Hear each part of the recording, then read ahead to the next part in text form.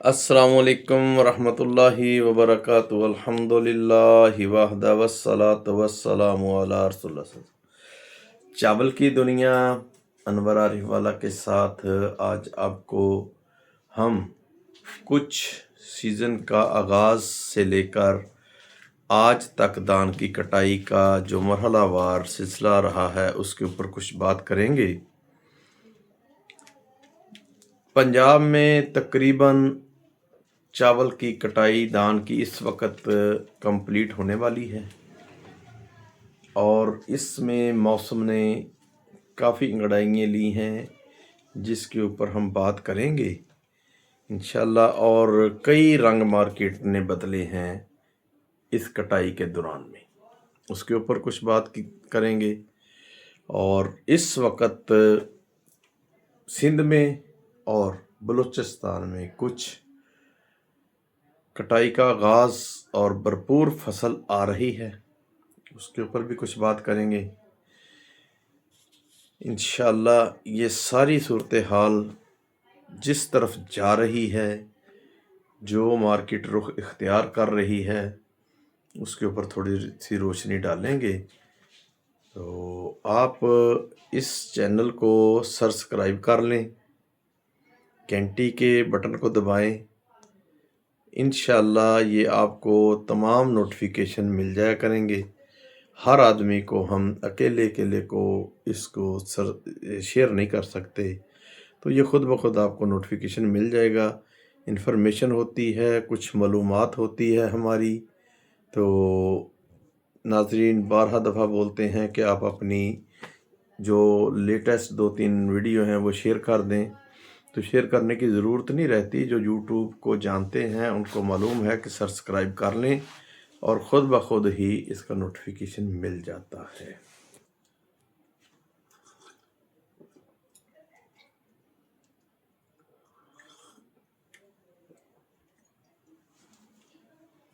تو جو بات ہے وہ میں آج کروں گا پچھلے سیزن کی 6 ماہ سے 1 سال سے جو صورتحال سامنے آئی ہے اس کے اوپر تھوڑی سی روشنی اس لیے ڈالوں گا کہ میرے ناظرین کو بات سمجھ آ جائے گی۔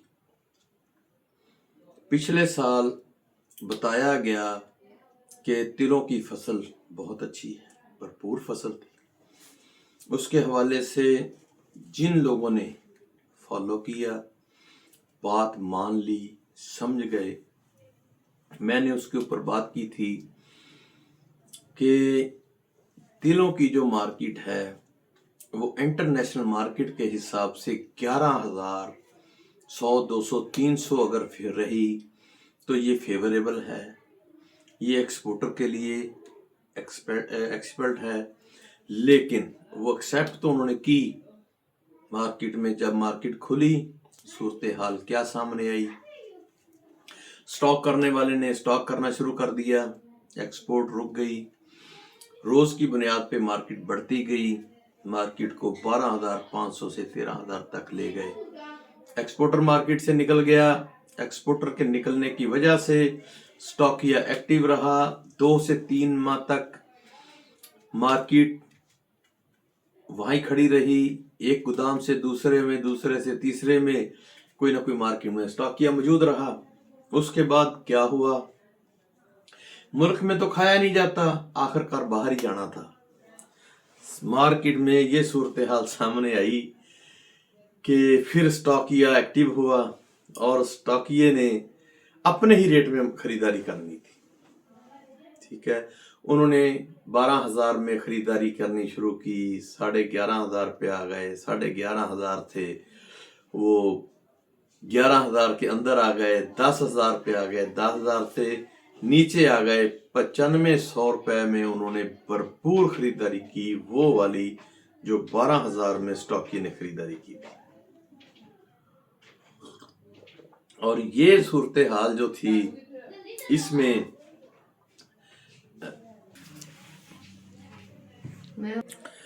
تو میرا بات کرنے کا اصل مقصد جیسے سٹاکیے کی وجہ سے تلوں میں مارکیٹ میں اتار چڑھاؤ بہت دیکھا گیا، اور بعد میں آخر میں کیا ہوا کہ اسی ریٹ میں ایکسپورٹ ہوئی جو 10,000 से लेकर 11,000 की रेंज बनती थी।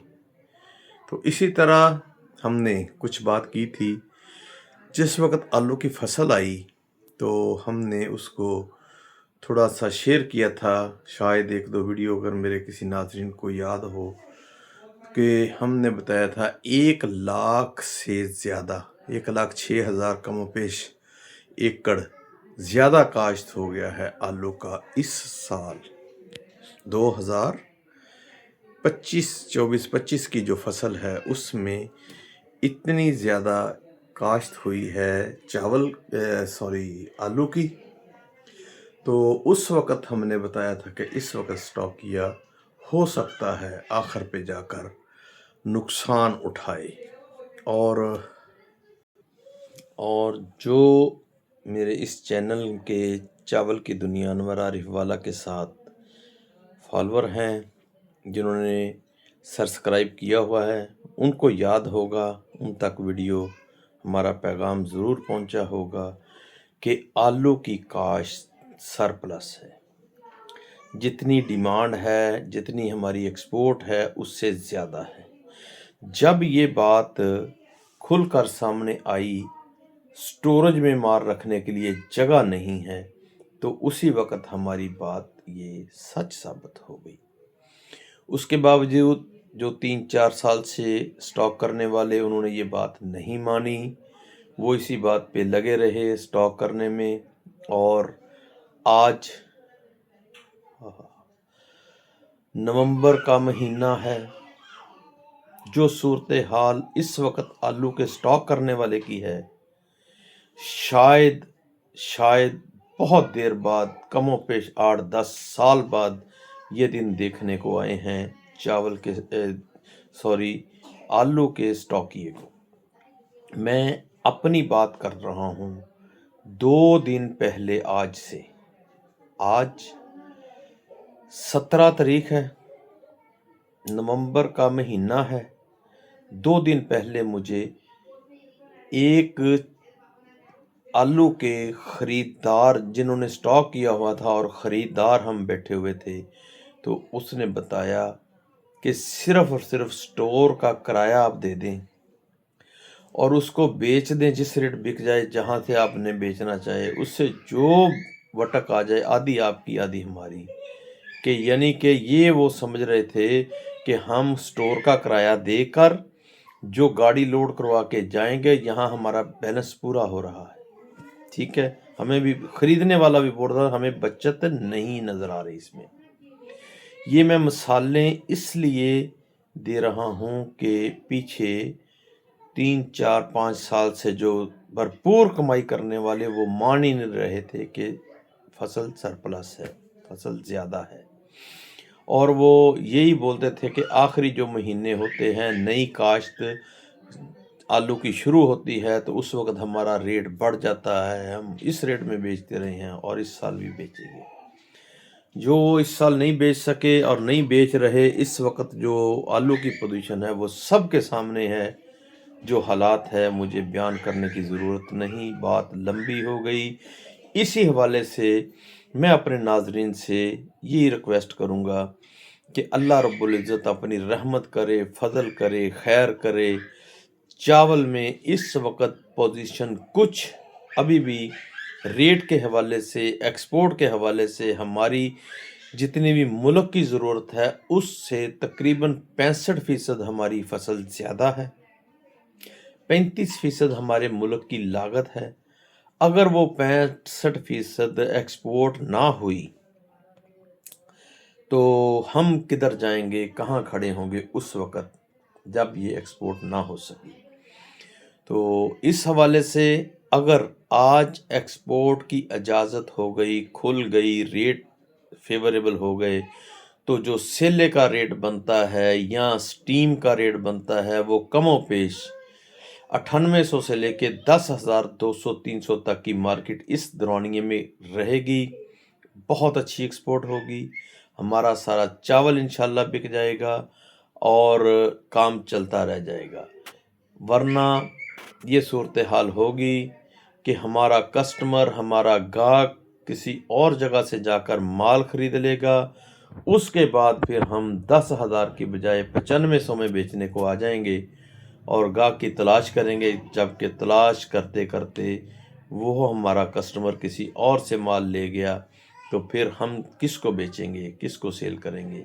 और इसी के ऊपर थोड़ी सी रोशनी मैं अफ़गानिस्तान के ऊपर, जो सबसे बड़ा हमारा सेले का ख़रीदार है, वो उन्होंने इस वक्त मुल्क के अंदर, पाकिस्तान के अंदर, अफ़गानिस्तान ने बड़ी इन्वेस्टमेंट की है, बहुत सेला ख़रीदा है, बहुत सारा चावल ख़रीद कर।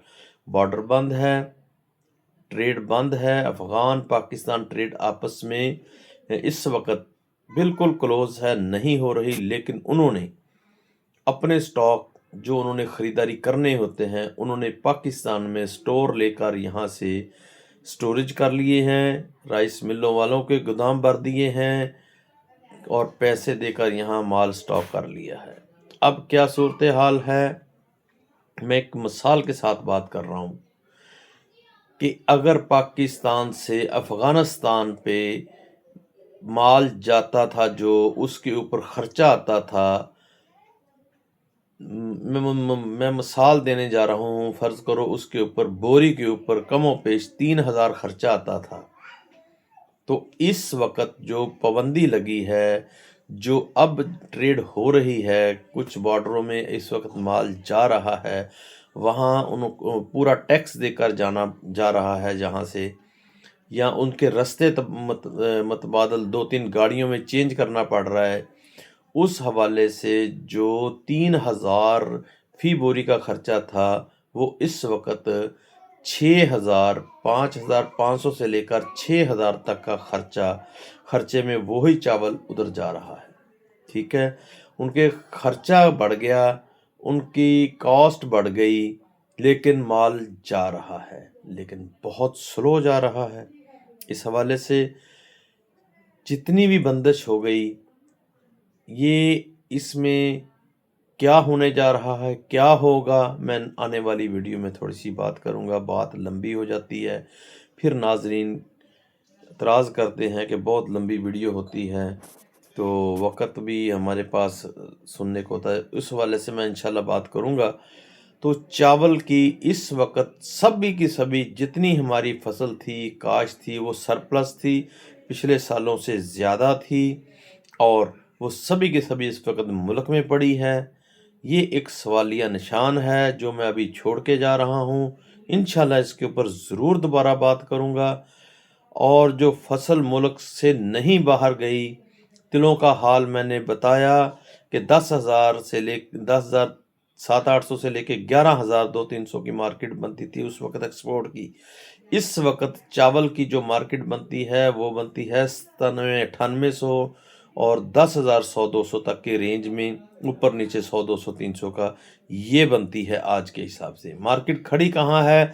सेले की मार्केट 11-2-3-400-500 पे खड़ी है, जो टॉप का इस्तेमाल है, लेकिन ये प्लस पे खड़ी है। अगर यहाँ रही तो हमारा कस्टमर भाग जाएगा, किसी और से जाकर ख़रीदारी कर लेगा। इस हवाले से हमें सोचना चाहिए, आलू वाले के साथ क्या हुआ, तिलों वालों के साथ क्या हुआ।